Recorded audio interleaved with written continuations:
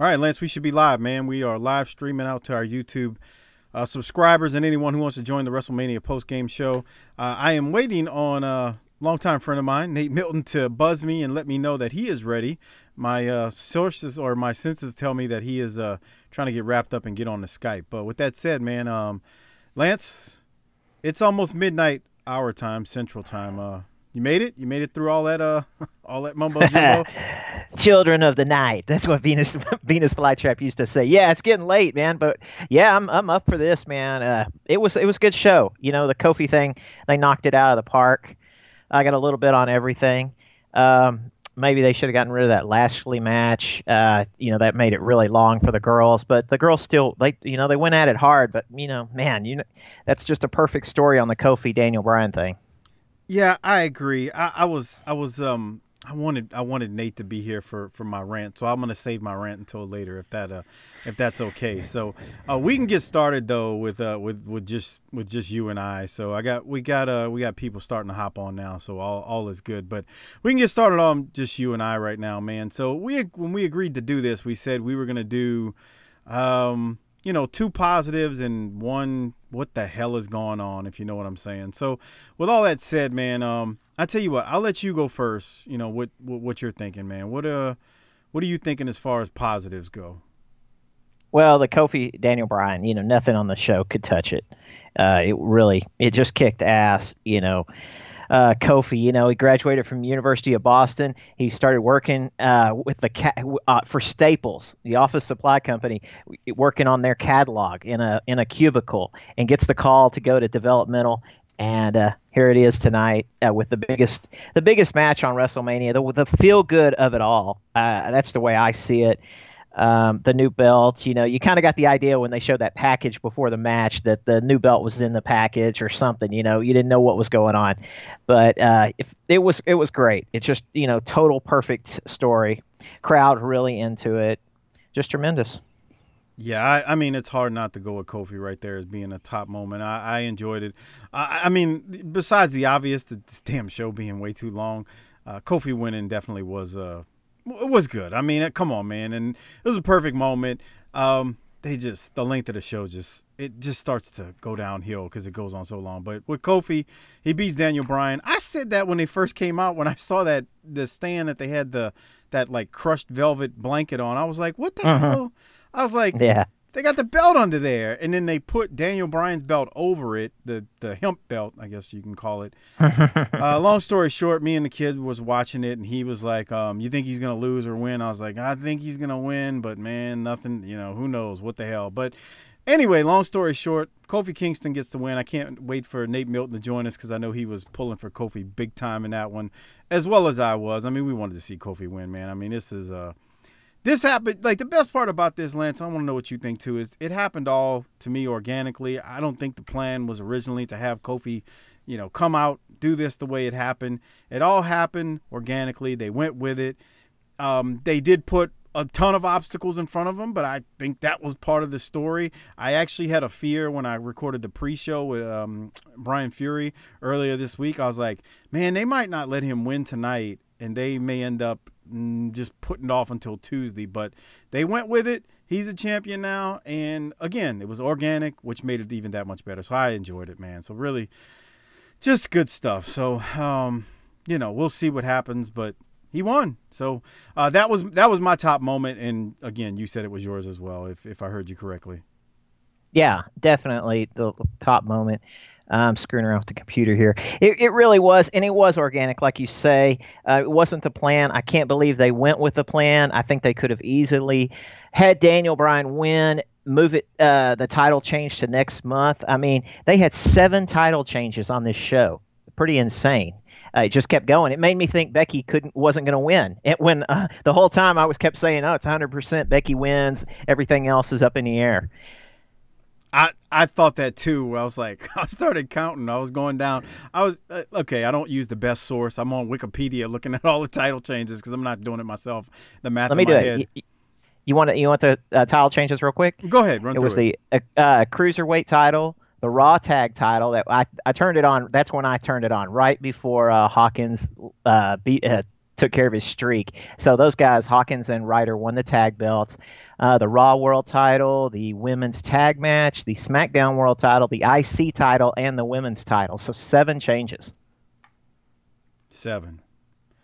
I'm no WWE historian, but I have to wonder, like, is that a record in a WrestleMania? 7?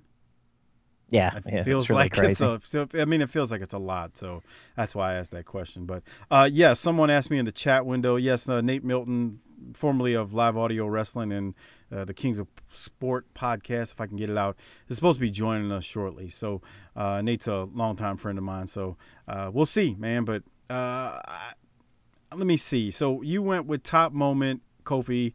I went with the same thing. What was your number 2 thing that you liked, Lance? I'm going to say I wrote a lot of notes, man. I got more into it than than I should have probably. This is the same guy who said he wasn't going to get into it.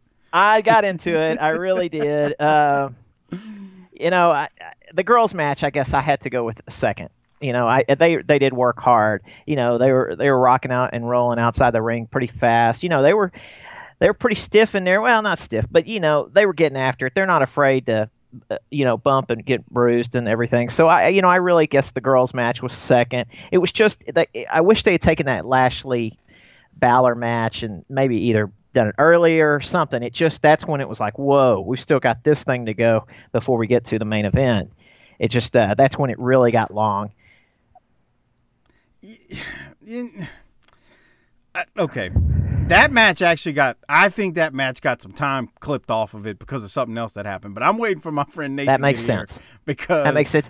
Nate and I are going to go off on something. And we haven't talked all day, but Nate and I are going to have a nice discussion about something that happened. But that said, I think they got chopped. I think that match definitely got chopped because that match was not long at all. Let me look it up because I was tracking this.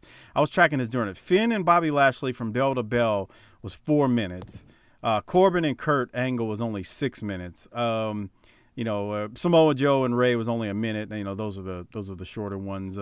What happened to Dominic? When Dominic's supposed to be Dominic was supposed to be there with Ray. What happened? I have no clue. That's what I thought, that he got chopped off. Because Dominic was supposed to be there. I expected, okay, Ray just lost. Where's Dominic? He's fixing to get slaughtered because he's been training and everything. And they said he would be right there, and there was no mention of him. Yeah, I don't, man. Who freaking knows, dude? But on the matches, the other short one was Seth Rollins and Brock. So that thing led off the card, not counting the pre-matches. Good God, they started the pre-matches at 4:15 or so Central Time, and so this shit was 7 hours long. And so Seth and Brock kicked it off. What were your thoughts on that? Just brief, or if you got long notes, feel free to filibuster. No, well, let me start real quick with the Braun thing. Just the fact that they can't find a main event for him, and they put him into into something, a pre-show deal. Last year it was the tag team. It's just amazing they can't get this guy, in a meaningful match. Then we, start to show off. We had to, shoving Hogan down our throats again, whatever. But I mean, it's just not my thing. It's shoving him out there. I just don't think it's right because I don't think everybody agrees on him right now. And I just think it's horrible. He was on last night and today, but whatever. Okay, let's go into the Brock match. It's what I get started. I don't need Hogan on there. I just don't think. I think there's too many people upset with him, and that's fine with me. I think they should be upset with him. The Brock match, it really got the crowd going, but that crappy low blow by Rollins, I just hate the low blow stuff. But the crowd, they're fresh and ready for this big time match. They've already seen, these pre-show, so they were into it, and he won. And we'll go from there. It's him and Drew is pretty much the going to be, going around on the spot shows, the house shows. Is going to be Drew McIntyre and Seth for a while. So we'll see what Brock does. I don't know if he's going into UFC or not. You can never count on that till you see it. Really, till a contract's signed. What's Meltzer saying? He's the wrestling god around this place. No, I don't know what he says about that. He says the same thing. You never think that Brock's going to UFC unless they actually announce it and have a contract signing. Never expect it. Always expect him to stay with WWE, and that's a pretty good rule.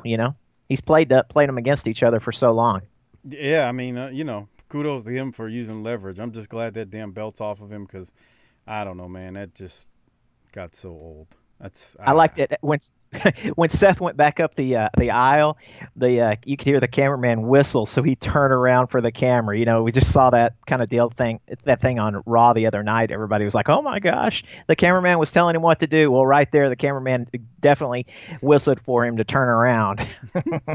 no, no. I hear you, man. And right. Oh, go ahead. No, go ahead. Right after that, Randy Orton doing we've seen him do a ton of jobs on WrestleMania, so I wasn't surprised at all. That what you talking about with AJ and Randy? Yeah, I wasn't surprised at all that Orton, Actually, he's I lost a had ton. I had no idea. I didn't know what they were gonna do with that. I really Yeah, didn't. he's just done so many I was like, jobs. what are they gonna do? I don't know. I just was I was at a loss. I had no clue how they would go. But on Seth and Brock, I'm just glad. I don't know, man. I don't. I during football season, I check out a Raw and SmackDown, and I don't watch nowhere near as much as I will once football's over. And I just, God, I mean, I don't know. Look, I understand not having your champion on every week can be a good thing in many ways, but the thing with Brock, man, it feels old at this point. Like I don't know what him and Heyman were supposed to do anymore as champ. Like I like, what else are you gonna do with him right now? I I would have, I, I want to know. yeah, I would have liked somebody fresh, and the only person I can think of is Matt Riddle. But he's not ready to come up to from NXT. They got to use him for a while for those shows so that they'll draw when they tour with NXT. But if Seth hadn't won and all of a sudden tomorrow night Matt Riddle wins, I just wonder. I mean, that's a big jump for WWE. They don't take chances like that very often, but that would be a something fresh, that this guy came in, because we've already seen Brock beat everybody. They've had him smash everybody, and here Rollins had to use a damn low blow. I just can't stand that. You're a purist. You don't want to see that. I can't. I just feel like we didn't see it very much until Flair started doing a few times Nitro later. I may be wrong, but I just felt like I didn't see it growing up in the territories very much.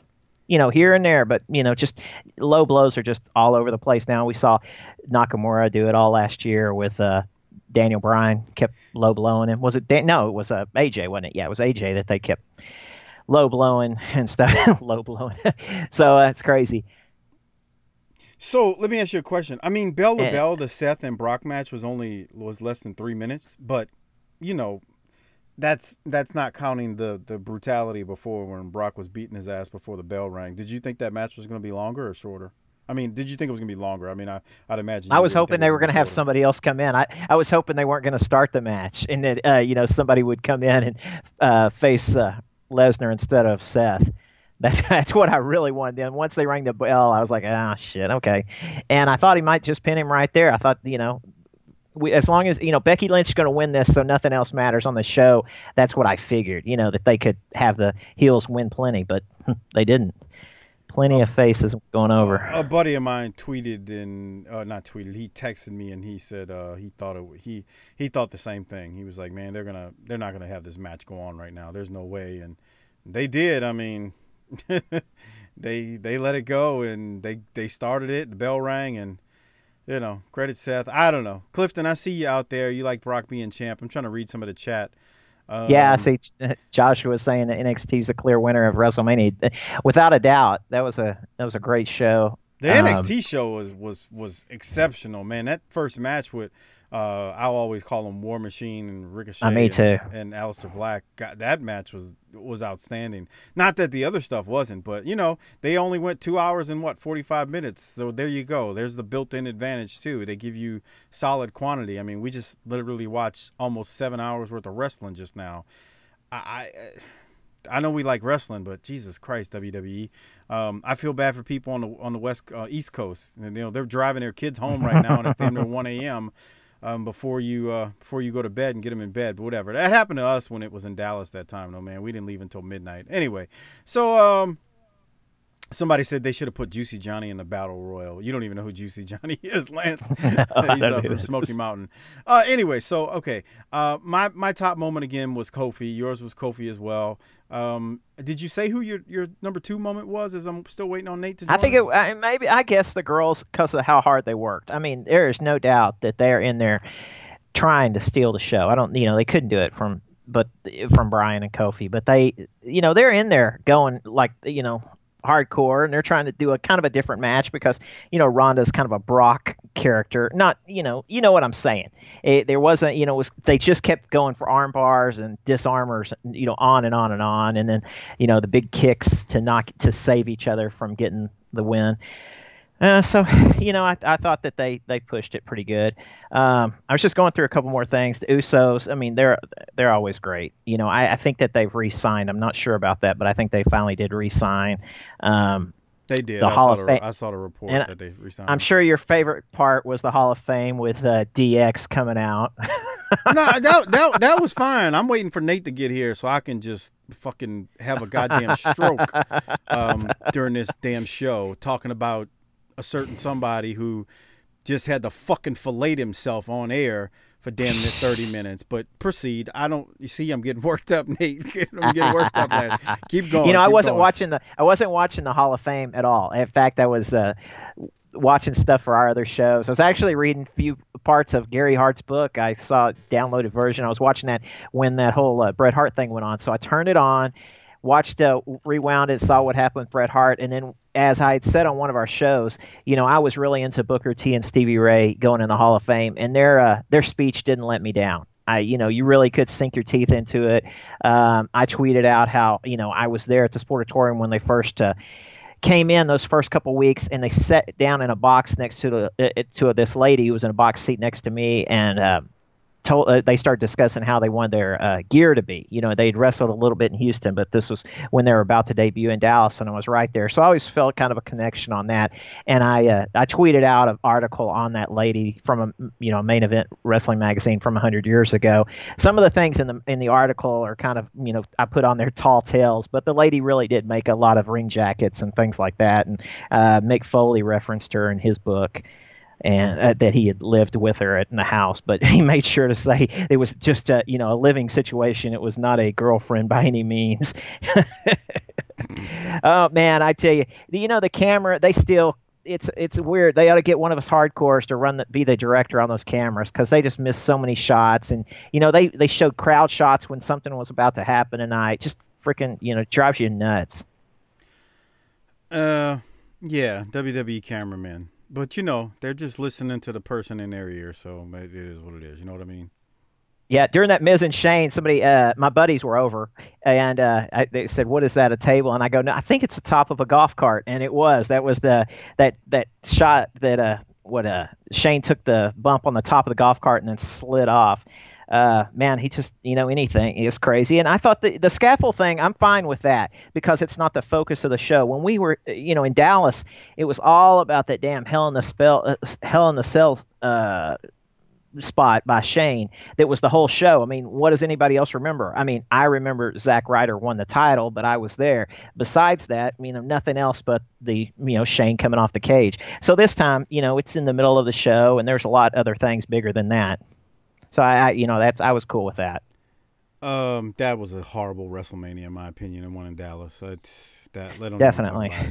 All right, keep going. You said you had a couple other notes from the show. I'll let you go while we're waiting. I'm just keep going in order. The Iconics, that's the only way they should win is in a multi-tag, because they're not up to par with the other girls yet. Who knows?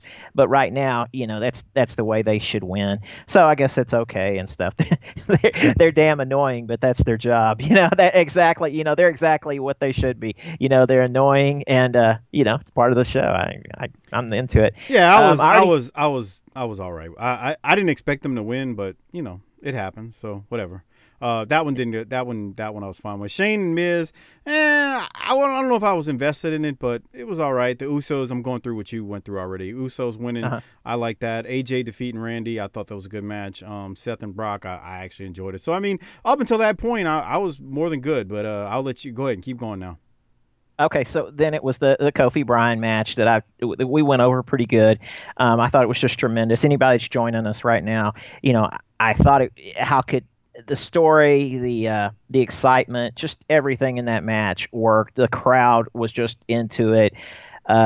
It's funny to cheer against Daniel Bryan, who we've always wanted to win, but this was the Daniel Bryan title run that I think we all wanted years ago. Every time he got going, he would have something would happen. He had that shitty loss to Sheamus at WrestleMania, that where he lost in just a few seconds. So it was good, and I didn't know who was going to win on it. I thought that they may not do it with Kofi and they may not pull the trigger, but it was fantastic, just really great. Yeah. And how do you follow that? How does the rest of the show follow that match? It has a very difficult time doing so.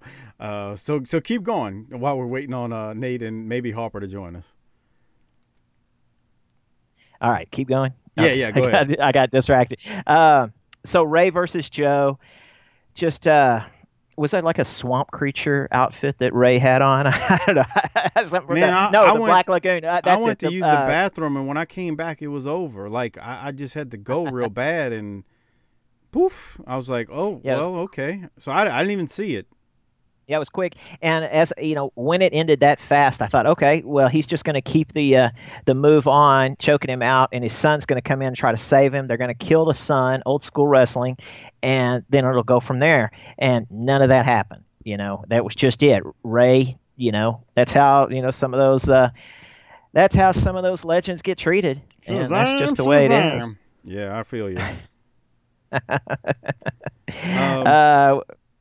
Don't go to Triple H. Go to Corbin and Angle. Don't go to Triple H yet for me, if you don't mind. Okay. What I got? Oh, okay. Corbin. Just wow. He loses in his retirement.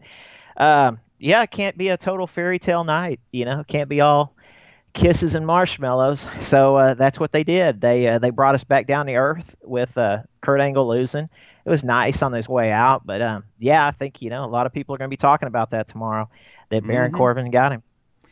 I didn't know what to expect, and I think, like, ultimately, if it's really Angle's last match, which I think it is, he put him over, and he did the right thing going out. So, people can debate whether Corbin was the guy that should have been in that match, but I think if you look at it from Kurt Angle's point of view, he did what was right, and kudos to him, because there's some fucking people in this promotion who will never go out laying on their back. Proceed, Lance. I know where you're going. Let's see, where are we at? Where you want to stay? You want to stay away from Triple H? Yeah, stay away. So we got Finn and Bobby. That was a quick one though. I don't know if you even got much from that. You're out of order, man. Finn and started quick. Demon wins. IC belt. 6th title change of the night. Yeah, I don't have anything on it. It was just pretty quick, and yeah. Okay. I don't have anything much on that. I don't have anything on the old dance break either. I was wondering when they were going to get him out there. They found R-Truth out there and stuff. And I like the Rusev Lana Snickers bar commercial with the Pretty Woman takeoff. I don't know if that's been seen before, if that was the first time they had shown that, but that was pretty funny. That was the first time I saw that. So if they've shown it before, I had no idea. Okay. Hold on. Give me a second, Lance. Okay. And we are going to let me get back to the call. That's not the call. I'm having trouble getting Harper on this fucking thing. He's online. But I'm having trouble finding our call to get to. What am I doing here? Give me some coverage, Lance, while I'll try to figure this out. If there's any questions online, ask Lance. They're all begging for Harper. They're Reigns and McIntyre. I heard the upper level of the stadium was doing the wave. People on the front rows, it looked like people on their phones. So it was a spear. I was just glad it was over. I wasn't really into it. It was kind of a Raw main event. Stuck here in the middle, but it's supposed to be a feel-good story. But I don't think people were thinking that tonight. Worried about Reigns. I think there's not bigger things, but you know what I mean. More exciting, more storyline based things than just Reigns and McIntyre. Harper's on. What's up, man? Hey, Did you you're still here? did you stay up and watch this shit? Why the fuck's no the bullshit? Where's Doc? Doc's been in bed. I ain't shitting you. I got a text from him at 9:30. Yeah, I think he went to bed. Shazam! quit? Shazam! Oh, Shazam! oh, Shazam! you're saying is Lance still here? Yes, Lance is still here. I was just being quiet. I knew what he was saying. Fuck. Watch it. Mike just keeps putting me on the air, man. This is all Mike. Oh, don't blame me. Harper, did you watch WrestleMania tonight? I know I saw you were on another podcast. Please don't plug that here. Yeah, that's right. Please don't. Because I'm in a very important person. Please don't plug that show here because they need to pay us ad rates for us to do so. But, Okay. Did you watch any of WrestleMania? 605. No, I didn't. You didn't watch any of it? No, I don't watch that shit. You didn't watch 1 minute of WrestleMania. I haven't watched 1 minute of WrestleMania in like 2 or 3 years. I don't even watch fucking Raw. What the fuck am I gonna watch that for? You went last week. You went to WrestleMania last year. What are you talking about? You haven't watched WrestleMania in years. Yeah, yeah, because I kind of it was I'm not fucking sitting through there for 8 hours watching that, bro. Harper, it's the pre-show matches started at Central Time. I'm talking because we got a worldwide audience out there. 4:15, the first match rolled out there. 4:15. This shit went off at 11:25. That's fucking stupid. You see, last year my biggest fear was I'm gonna be sitting here for a while. What if I gotta take a shit? Because the Superdome is the last place I want to have to take a shit in, and it didn't happen, thank God. But yeah, fuck that, bro. God forbid you gotta have to take a shit, man, in the Superdome. Yeah, and then I mean, what if we got kids? Well, okay, so imagine this year it was on the East Coast. It's in New Jersey at MetLife Stadium, and you got kids, and the shit ended at 11:25, which is 12:25 a.m. Right, that sounds fucking great.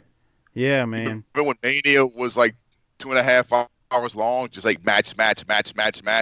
Yes. See y'all next week. Okay. So let us get back to that shit. Let us tell you, since I have no idea where Nate is. Nate was supposed to join us. Nate Milton was supposed to join us tonight. But let us tell you what happened, since you don't really care.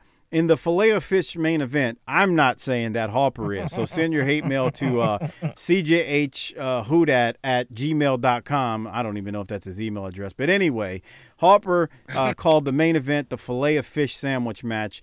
Becky, Ronda, Charlotte. Who you think won if you haven't been online? Let's see. If I'm the guess, I assume they put Ronda over. I mean, they ain't paying her all that money to not fucking win. Well, Becky Lynch actually won the Raw and SmackDown titles because Charlotte had won the SmackDown title recently. So in the Filet-O-Fish main event, named per Hardbody Harper, not Mike Mills, Becky Lynch is now the, I guess, all-around women's champion. She has got both titles. So there you have it. Not that you gave two shits about that one, right? So what are they going to do? They're going to merge both the titles? I actually told Brian Fury during the pre-show or preview that we did earlier this week that I thought that's what they would do. I said, I think they're just going to merge them, but he didn't agree with me. He said, nah, he doesn't think that they were going to go that route. Who knows what they're going to do? You know, they may have a floating champion. I actually think if they merge them, it's not a bad thing. You have somebody going back and forth to Raw and SmackDown. It has a bigger pool of contenders and competitors you can pull from, but whatever. Shit happens. You know, it is what it is. So, anyway. I mean, did y'all sit through the whole thing? Pretty much. Now, keep in mind, when I say sit through it, it's Sunday afternoon, night. It's not like I'm going anywhere. I got kids. They got school the next day. So I'm sitting, you know, in my living room, bullshitting, doing stuff, you know, trying to chit-chat with the wife and all that, whatever. You know how it is. But pretty much. Hey, this is true. Clifton Harris, I actually agree with you. This is, and I'm gonna throw this at Harper and Lance. Clifton said Kofi and Becky have the same issue. The money was in the chase. There's a lot of truth into that because it's kind of like when Ronnie Garvin finally won the title. It was like, oh shit, he finally won it, but then he's got it, and it's like, wait, it was better when he was chasing. So I agree with that. Yeah, no, I hope not, because I hope Kofi has a nice little run. But at the same time, because I've been invested in Kofi's run the whole time, I do have to worry about what it's going to be like with them with the title now that they have it. You know, him. I think that steam's gonna burn off quick, bro. It's gonna be the same cookie cutter. This is a dream come true. I've been trying to get to this moment my whole life, and here I am. And then once that fucking burns off, it's. I think they're gonna put it on someone else. Yeah, I mean, I don't know if I can disagree with you on that one at all. Lance, do you agree or disagree with the whole the money's in the chase? Yeah, that makes a lot of sense for the Kofi situation. But Becky, I think they're set on. They're going to push her to the moon the next year. So yeah, I think the Kofi I think they'll take the title off him pretty quick. Yeah. I tend to agree, and you know, we'll have to see how they do it. Lord knows. I mean. Would that be fucked up if you lose it tomorrow? Dude, I hope they don't do that. You can't do that. I mean, that's just fucking asinine. I mean, because like they gave you so much tonight. They gave you, seven title matches where they weren't all baby faces that won, but still they give you all that, so they feel like they can do anything. So they could take it from him tomorrow. No. Harper, seven or six titles swapped hands tonight. That's crazy, huh? 7 titles. Seven. There's 7 belts. That's like I was telling Luke, the belts are like fucking ice cream flavors at fucking Baskin Robbins. You can just pick which one you want to be. Intercontinental. You want to do that? That's cool with you? Yeah. Give me one of them.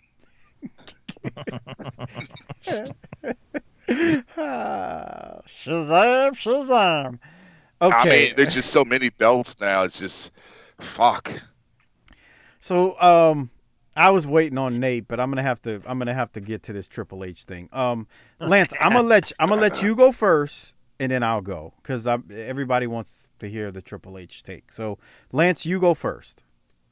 If you have anything on Triple H. Because bar none, that's the worst bullshit of the night. When we said do 2 good moments and 1 bad, well, it wasn't bad. It was fucking horrendous. But go ahead, Lance. And I know why you're going to say it. I couldn't believe, Batista going in there, a bodybuilder like that. You think if The Rock could get hurt in the match coming back, that Batista's sure to get hurt. But then you saw how they did the match. Outside interference, kind of... it wasn't slow, but it was slow enough for him. The pliers with the nose ring. We just saw the earlobe thing with Randy Orton. So with the what was that? A screwdriver through the ear hole, twisting it. So we just kind of saw something like that where he takes the pliers and pulls out Batista's nose ring, and then does the finger manipulation and stuff. Don't be falling asleep on me, motherfucker. I'm falling asleep on that match. No, go ahead. All right. Anyways, it's just a spectacle, but it was. I know what you're going to say, Mike, and I'm ready for you. I can't wait to hear it because I think you're going to be exactly on the money because I think we feel exactly the same way. I'm really not trying to be mean here, but I got some facts to throw at y'all. All right? About this Triple H thing. Now, let's start at the top. This match, that snooze fest that Triple H and Batista went out there and did, was the longest match of the night. Okay? Damn. It was a longer match than Kofi and Daniel Bryan bell to bell. It was a minute longer than them. It was 3 minutes longer than the women's match. And the thing about them was Triple H and Batista didn't do anything but walk around, and they pull out their stupid sledgehammer, and one point Triple H pulls the nose ring out of Batista's nose. But that's not what got me hot more than anything. What got me hot more than anything is you got 50 goddamn matches on this show. And I hear people all the time tell me, oh, Triple H don't have no ego. He don't have no ego. Really? He pulled somebody out, and this ain't about Batista because I like Batista a lot. This is not me hating on Batista in any way, shape, or form. Why in the hell is he out there for 25 minutes, longest match of the night? So, nobody can answer that question. It's stupid. You know why? Because he got to go out there and he's got to blow himself and fillet himself. He's got to get his shit in. I think Nate's trying to call me. So let me get back to this call because Nate's gonna chime in on this shit for sure. Okay. But it's just like why? What are we doing? Why do we need this asshole? Anyway, that's nice. Harper, you know he likes checks. to blow himself all the time. Why you gotta be mean? I mean, I'm just stating facts here. He's out there just getting his shit in. Gotta be, dude. You show up once a year, that's fine. You want to have your match because you got a little dick and you want to stroke yourself in front of Batista, dude. everybody. It's like, look, I'll be honest. At this point, the only time I want to see Batista is in Guardians of the fucking Galaxy, bro. Nate, I'm on with Hardbody Harper from Wildcat Sports, Lance Peterson, my world-class co-host, and now you. And I was just ranting on. I was waiting on you because I was ranting on Triple H. So why don't you start there and tell us how much you enjoyed the longest match of the night with Triple H out there giving himself a blowjob. All right, brother. Apologies because I know my connection isn't the best, but I'm at somebody else's abode watching WrestleMania, so I had to do what I had to do. And second of all, I was here the whole time. You know, you might not have seen me. Okay. But much like Drax, I was in the back. Okay. I was invisible, brother. Okay. But no, man, this was shades of Sting Triple H without the sizzle. So all we got was the steak, and the steak was shall we say not the most succulent, not the most juicy. It was a little tough. That motherfucker was spoiled and burnt. It was spoiled, burnt. What's the old Chappelle Show line? Like, what can I say about that match that I can't say about Afghanistan? It was bombed out and depleted. Like both of those dudes could do better. Like, I'm not somebody that's gonna come on here and just disrespect Triple H or disrespect Batista. We know they could do better, but this wasn't what we needed tonight. Longest match on the card, Nate. Like I said, I needed. Why? Why? Why? Please explain to me why. When you had Kofi and Daniel Bryan out there tearing it up, I mean, there were other matches on the card that were good, but this fool is out here for 25 minutes without his entrance at that. Let me put that out there. So he ate up a good 40 minutes of a show, just, twiddling his dick in front of 80,000 people because he's got a small man complex. God, he makes me sick. He's got the worst go-ahead heat on the planet. It's just like, dude, go away. We like what you do at NXT. Stop showing up on Mania and ruining it. Just stupidity. Fuck. Okay, I'm done. Anybody, go ahead, Nate. You just joined, so I'll let you keep going. The crazy thing is, like, it's a split personality. It's almost like Dr. Jekyll and Mr. Hyde, because most fans, I would think, got respect for in-ring Triple H. Most people got respect for NXT Triple H. It's just this WrestleMania hunter. Yeah, I that go with shows that. up. Yeah, that it's like, come on, man. Why did you have to beat Sting? Why did we have to have this long ass match with you and Batista tonight? Like, we don't want that dude. Just a waste of time. Here's the question I'll even pose, or a statement I'll make. If you take his match off the card, is WrestleMania better or worse? Nate, you first. It's better. Okay. That's not even a question, Mike. It's better because I'm talking to you at 1:15 in the morning East Coast time. I could have been talking to you at 12:45.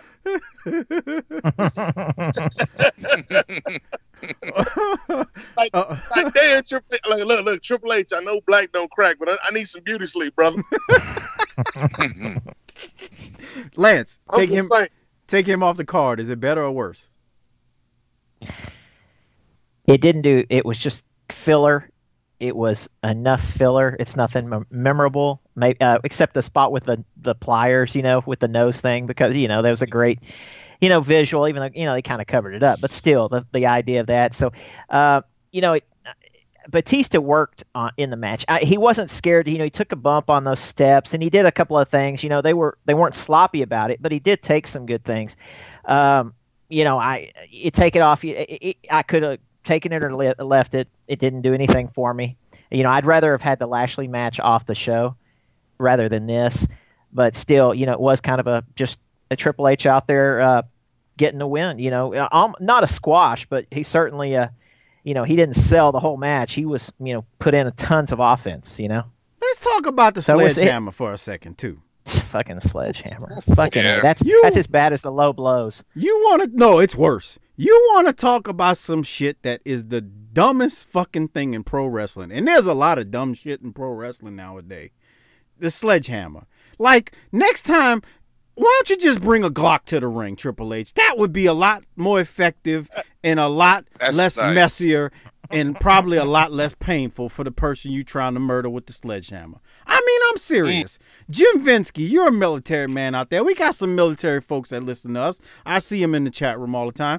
Tell me what kind of gun would be best to bring. I mean, I say Glock because that's what I own, but I'm just saying, like, what are we doing with sledgehammers? Because, I mean, if you hit a motherfucker with a sledgehammer, you're going to kill him. So why is that a thing? Just stupid shit. Right, Harper? The only time, Mike, only time, and I hate to say it again, the only time the sledgehammer gimmick has worked recently was when he did it against Sting, because Sting broke it with a damn bat. See, even then, I agree. Okay, I agree with that to a point. I mean, just use a chair. Yeah. Use a fucking chair. Just use a chair. And see, like, the thing with the bat, too, man, and I'm guilty of this, because Bob Armstrong used to swing the bat, and Sting would swing the bat. And I'm kind of like that, too, with the bat. I'm like, man, if you really want to hurt somebody, you can murder somebody with a bat, too. A chair, I don't know. It just seems more acceptable in pro wrestling for me, chairs or even if you got a leather strap because it's or something. Right there. Right, like a chair makes sense. It's like there, there's a metal chair, therefore I grab it. But come on, man. I mean, I'm serious. If you're gonna walk down the aisle with a sledgehammer, just bring a gun with you next time. I mean, it would be more effective and it's not gonna be as messy. I mean, if you slap somebody in the head with a sledgehammer versus shoot them in the head with a gun, it's the same thing. You're gonna kill them, but one is less messier. Anyway, the whole man, I didn't want to be angry because I actually enjoyed most of what I saw tonight, even though it was way too damn long. But we can't even. I did, Harper, because like there was some good stuff. Like the Kofi thing was really, really good. Nate, we were talking about Kofi. Go ahead. I know you want to talk about Kofi, so the floor is yours. I had to come inside because I didn't want no echoes, ambient sound. We could barely hear you, Nate. I said I had to come inside for this one, brother, because I didn't want no echoes or ambient sound. Oh, okay. Interfering with what I had to say about that Kofi match, man. Okay, go ahead. I thought not only was it a good match, technically, which we all knew it was going to be. You got Kofi Kingston and Daniel Bryan. Come on, it's going to be a good match. But the storytelling they did with that mic. The storytelling they did with that was a perfect ending to the story. Like, I was ready, Mike. I was prepared. We talked beforehand. I said either I was going to come on here tonight tipsy because I'm happy or hammer drunk because I'm mad about what they did about Kofi. And I was all ready. I was prepared for some Vince McMahon foolishness tonight. And they didn't do it. What were you drinking? What were you drinking just to prepare yourself? Oh man, I had some Red Stripe to honor Kofi's Jamaican heritage. I had some Colt 45. I had a little Hennessy. And man, look. I was ready. I'm gonna tell you what I wasn't ready for though. When they brought out that Black World title. They brought out the black leather WWE title. I was like, you know what? Y'all playing too much. But it was a great match. Like the emotion, the ebb and flow of it was pitch perfect. To me, you could have cut 90 minutes off of this show, and it might have been one of the best WrestleManias ever if you cut 90 minutes off of this show. because there was some really good in-ring stuff on this show, Mike. There But was. it was just too damn long. Too long.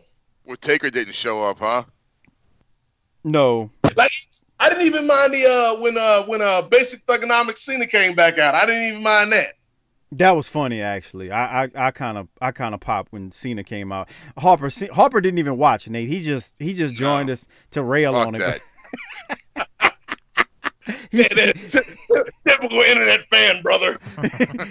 he got shit to do. Like he's single. For real. Women to deal with. He didn't give a. But anyway, like he just was like, nah, I ain't watching. But no, what was I about to say? Damn, I lost my train of thought. Oh shoot, I forgot what I was about to say. Go ahead, Nate. Keep going.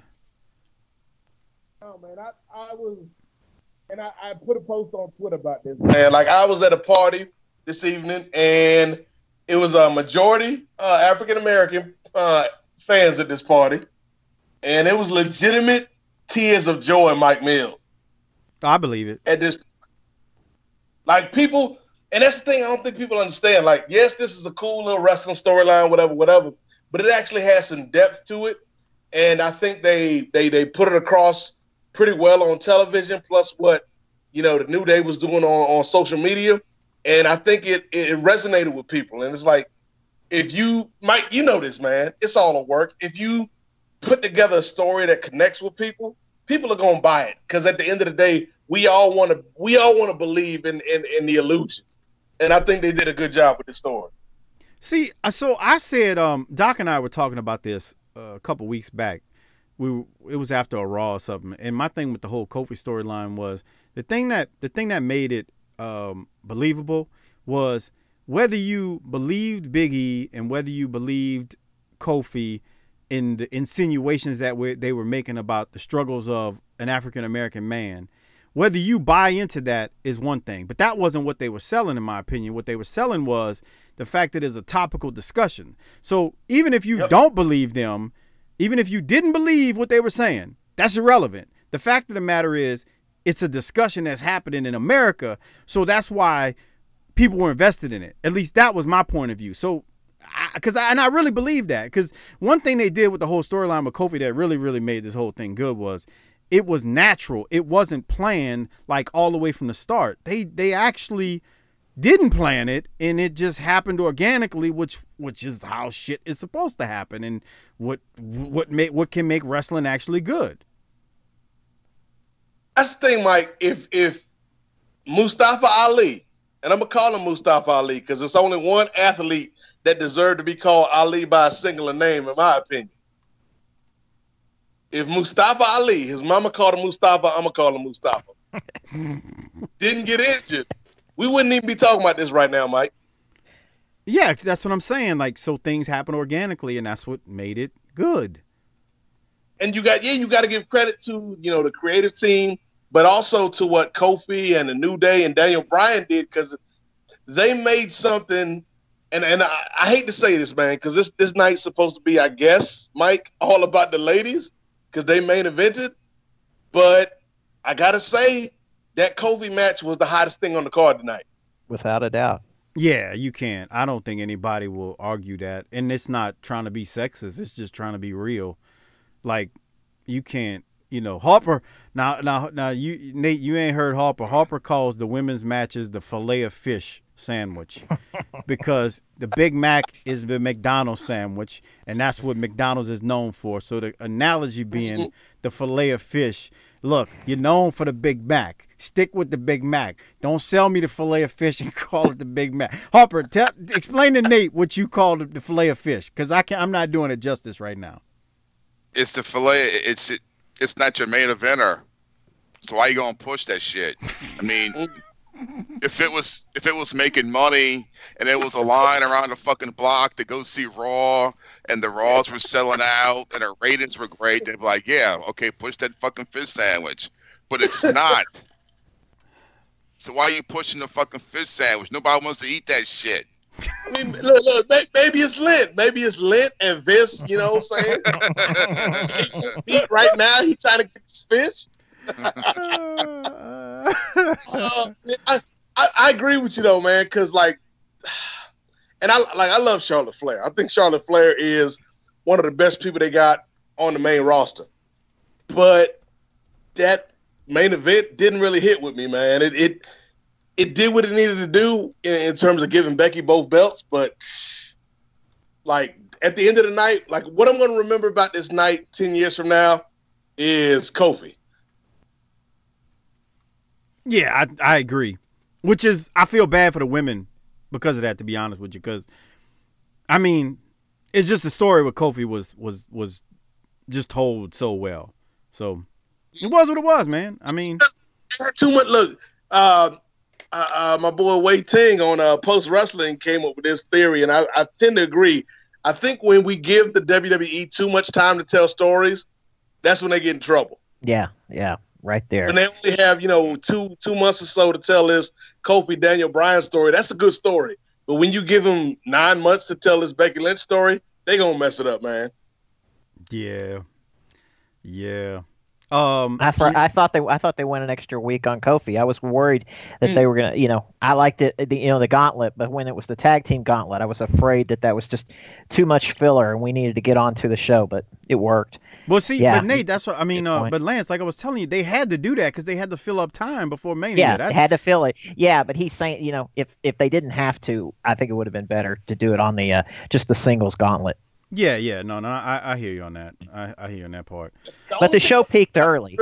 I was gonna say real quick, the only thing I liked about that tag gauntlet was the two things. One, you had the moment with the Usos, which I thought was a good bit of storytelling.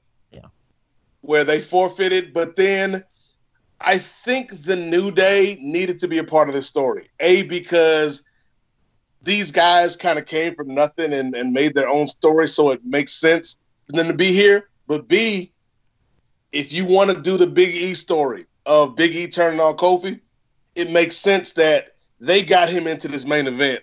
But what did we do for them in reciprocation? That's a good point. Because that's something you could bring up, 2-3 months down the road. Like, we got you into WrestleMania, but you didn't do nothing for us, Kofi. Yeah, no, that's a good point.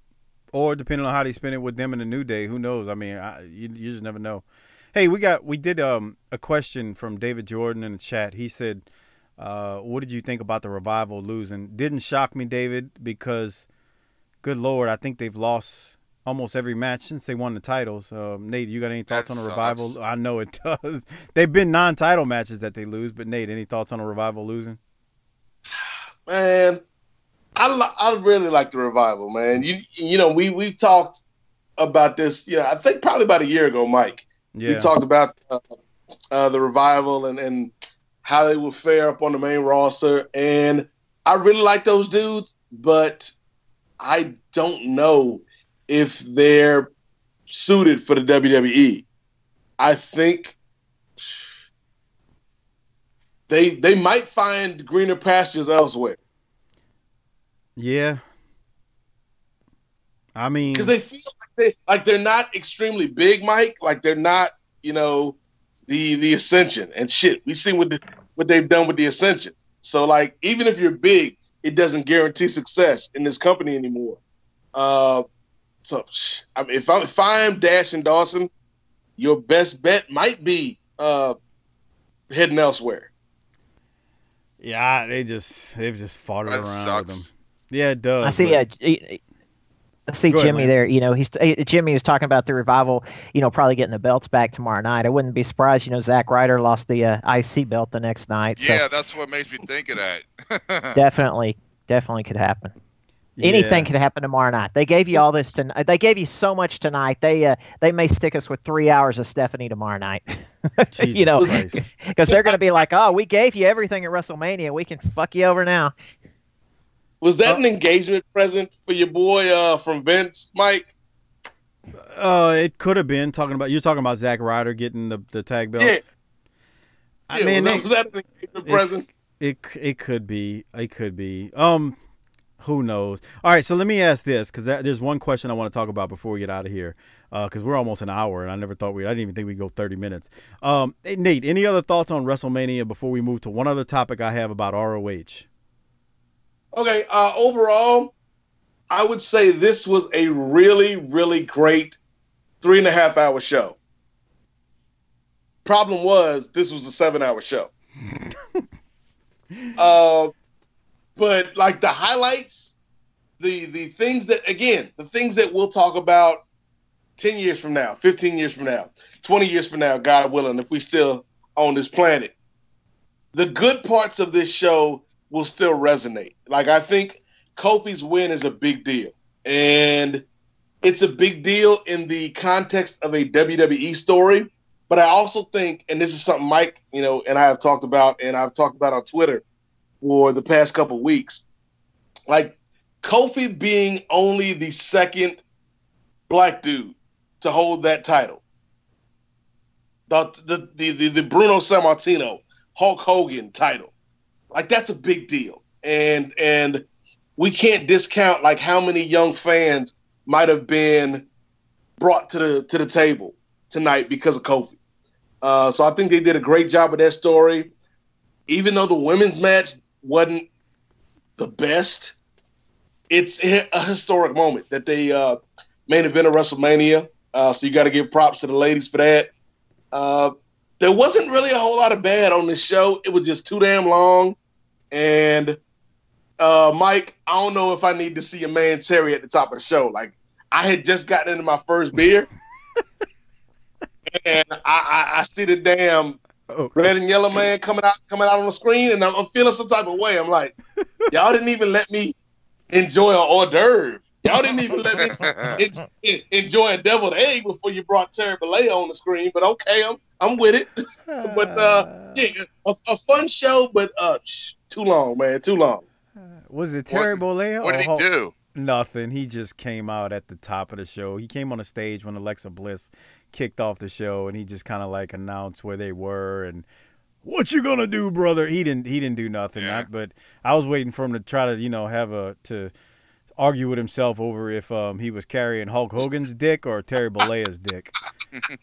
I told Mike, why didn't they? Because I think the first time I was ever on Booking the Territory was right after the sex tape. Yeah, it was. It was right after the sex tape dropped. I was saying, man, the one thing that would have been great is if you really want to bring Hulk Hogan back into the thing, man, you got to have him, take a little crap.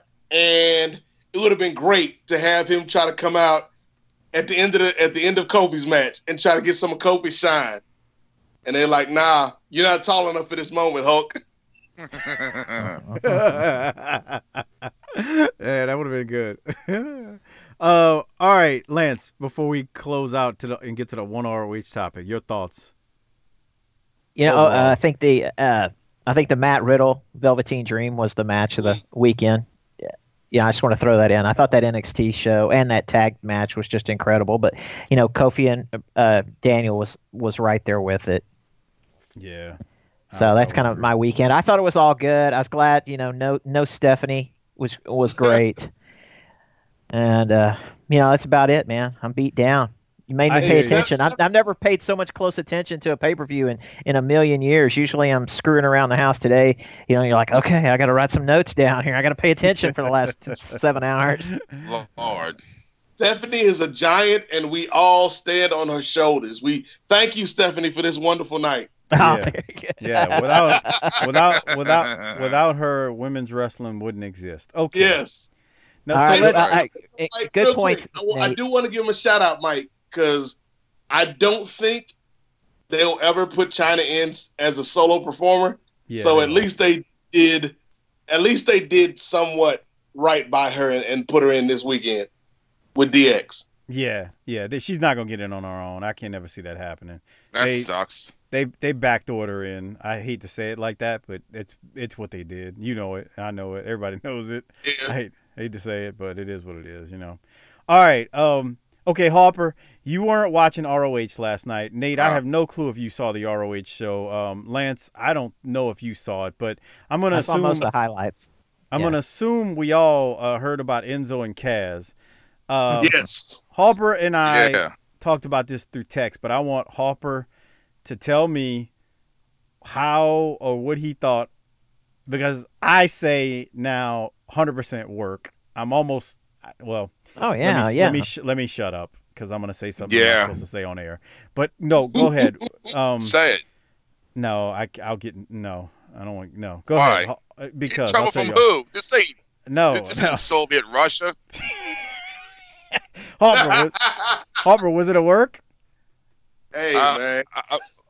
I mean, I forgot I want to bust the fucking people's bubble and be that guy that's like, "This is fair." But I mean, here's the thing: they just stood there and fucking looked at him. And when that guy jumped on fucking Bret Hart, the whole place just swarmed, and that motherfucker was out of there. This was like, "Fuck you, motherfucker!" It was. They kind of kept going back and forth, and they finally kind of grabbed him and kind of shuffled him out. It was wrestling. Oh, they were doing all right until they let those bastards walk out the back down the aisle with no security and no police officers handcuffing them. I was like, come on, go the whole way if you're gonna do it. Because they even did it good on on the broadcast. They even did it real, because what they did was they didn't show it.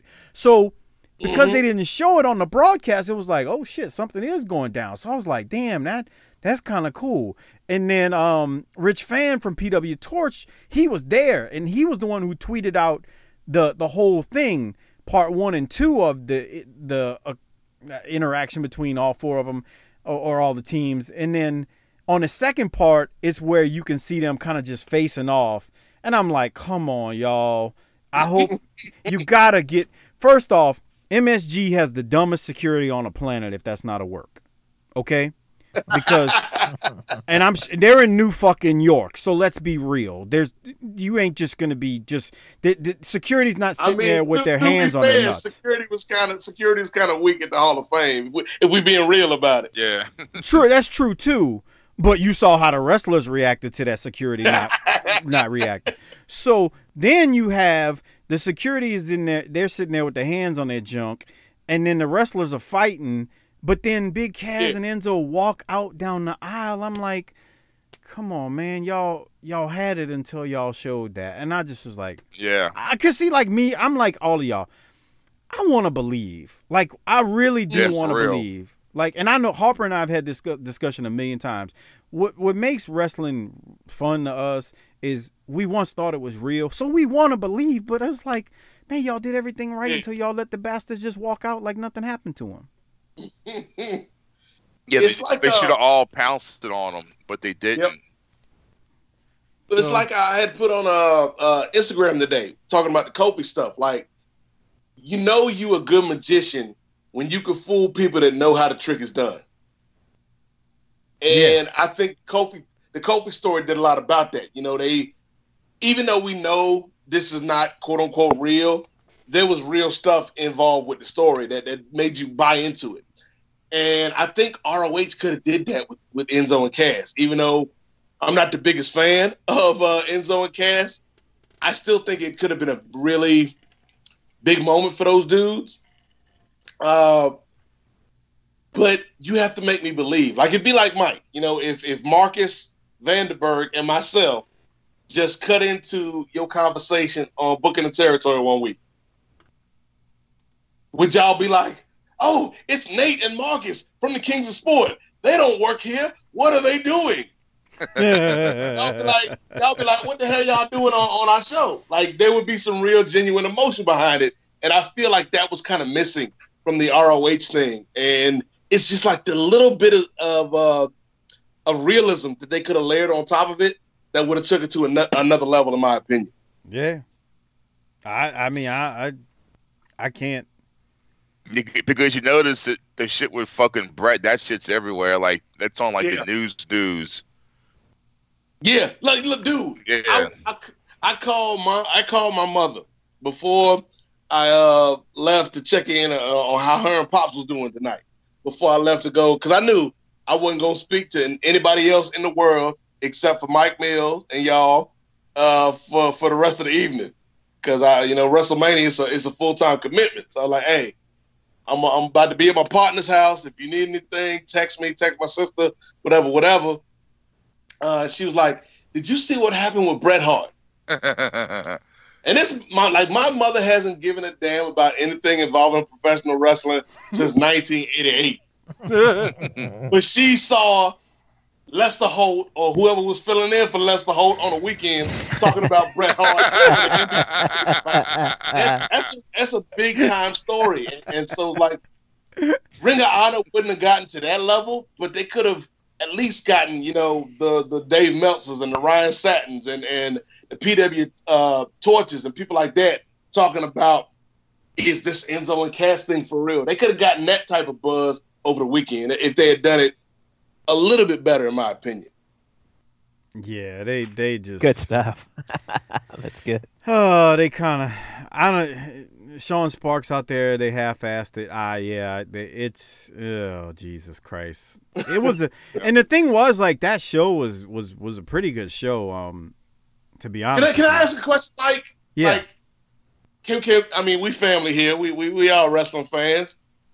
Are we happy to see Enzo and Cass back? No. Like, I like Cass. I don't know if I'm happy to see Enzo back. Yeah, I mean, no, it's no. Go ahead. I'm gonna say no. Harper, what do you say? I mean, it doesn't. Who cares? Yeah. It's a desperation move. Yeah. To use Harper's analogy, they're kind of like the McRib for McDonald's. Oh. It comes back and every now and then. Don't disrespect the McRib like that, Mike. That thing's gross. That's why I said that. The McRib It's not real food, huh? The McRib never mess with no underage McNuggets. Do not disrespect Mike Mills. Okay. I'm trying to think of a specialty burger that comes out every now and then. They're like the fucking the limited time option at whatever your favorite. Mike, I got it. What? Mike, you and I are gentlemen of a certain age. Yes. Do you remember the McDLT? That's Yes. exactly what I was going to say. Yeah. Look, it was hot on one side and cold on the other. The hot side is Cass, the cold side is Enzo. Jesus. I always see the commercial for that pops up every now and then on some old like the 80s page. This guy Yes. George Alexander is the fucking guy doing a commercial. Exactly. Jason Alexander Yeah. from fucking Seinfeld. The McDLT. He's dancing around. So he's kind of like the McDLT, but like even then the McDLT was still better when I was 15 years old. I don't crave him. He's like a one-trick pony.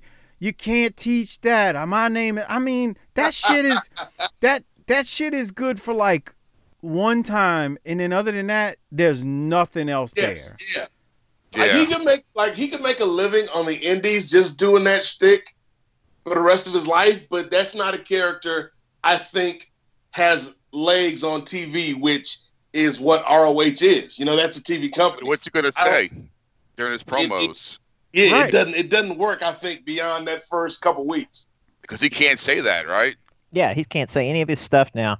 Yeah. And, it was just the fact that Vince McMahon fell in love with him, and they started putting him on that Cruiserweight show. I wasn't watching it, but they just had him on there, and he'd be on 3 or 4 segments in 1 hour, just shoving it down their throats. I want to ask y'all, I mean, if he had signed with Impact, I wouldn't be surprised. But with Cass and, Enzo signing with ROH, it's a desperation move, and it makes no sense. It's like they're not in touch. I mean, there's a million things you could do without bringing those guys in. I mean, they've got no name, and they've got no skins on the wall. Really, I mean, really, they don't have anything. Yeah.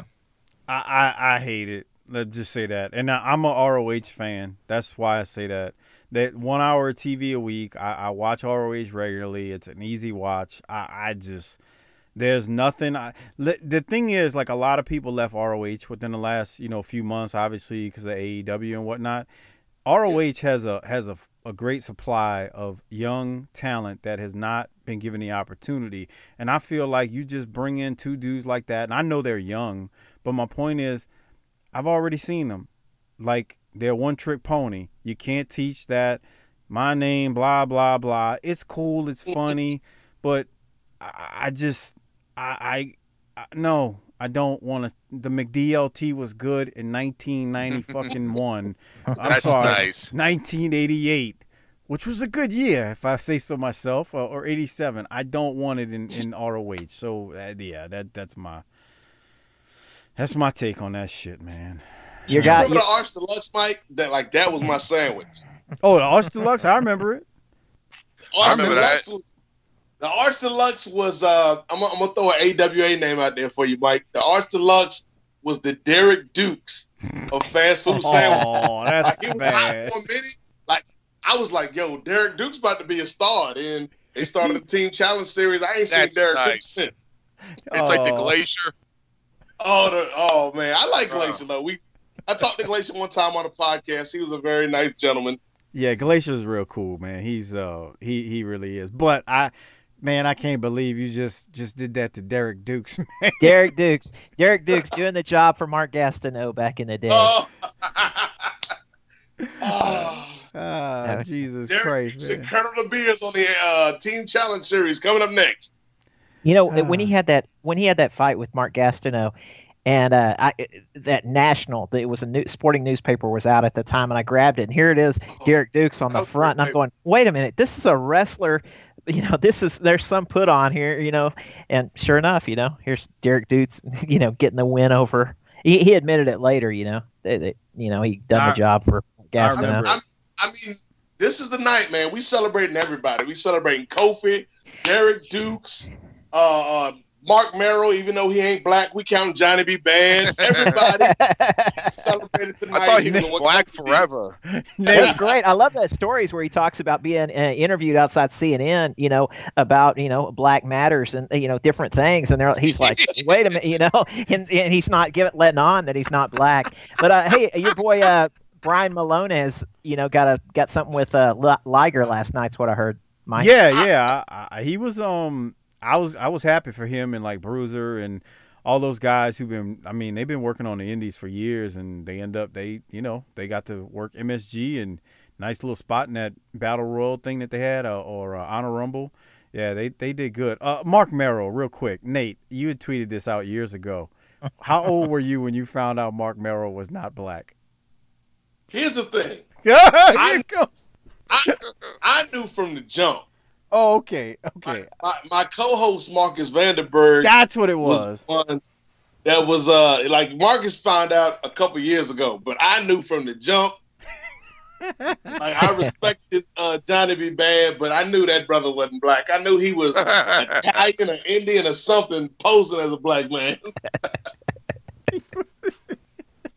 I just thought he was like a Little Richard knockoff when I first saw him back in the day. Yeah. I just like, who is this Little Richard looking motherfucker?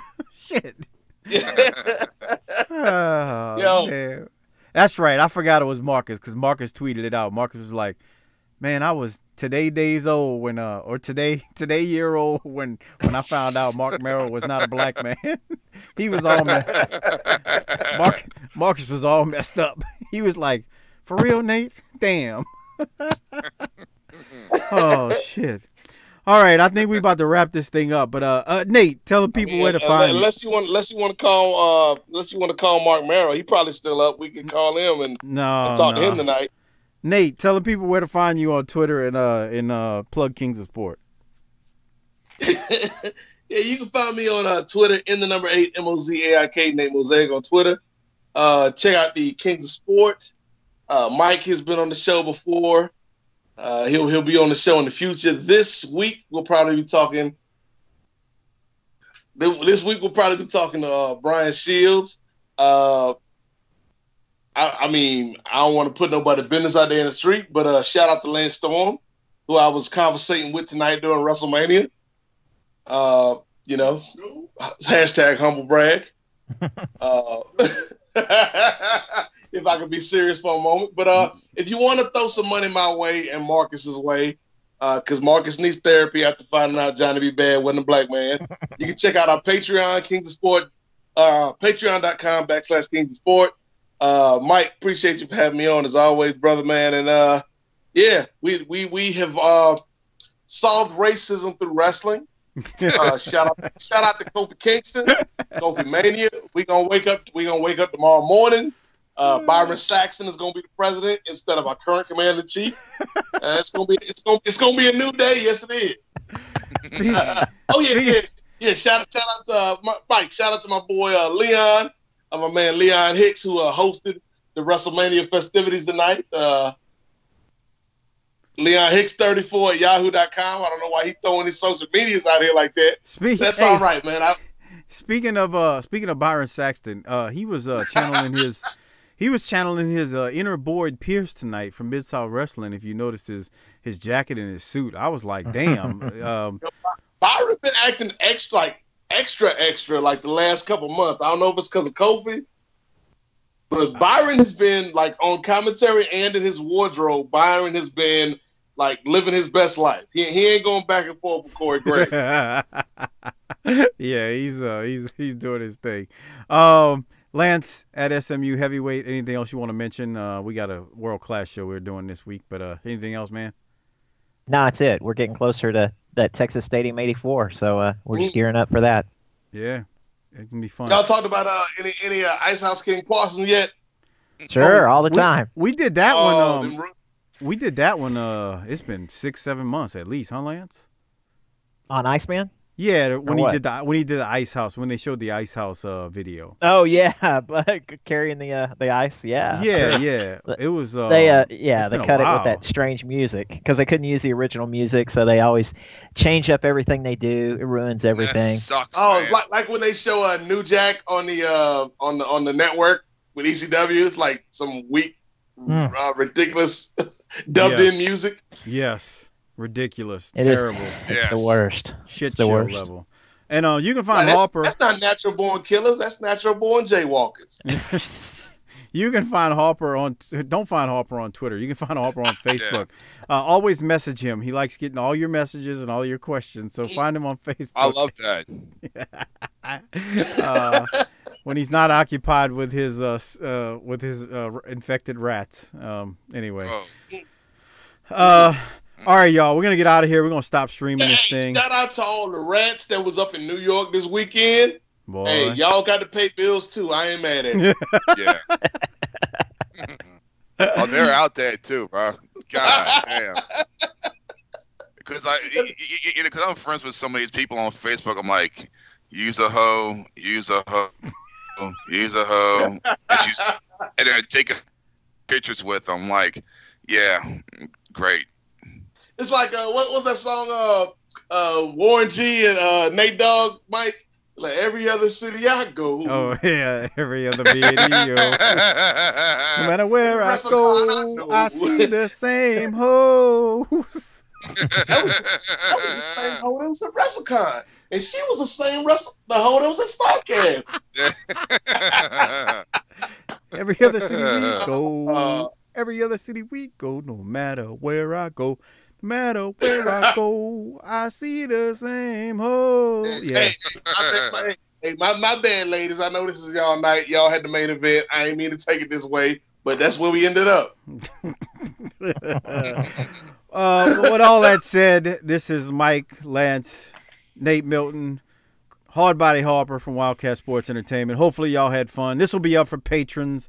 So if you didn't catch it live, you can catch it up on our Patreon feed. But we're going to get out of here. So Harper, hit that tagline and take us home, man. Book it, bitch.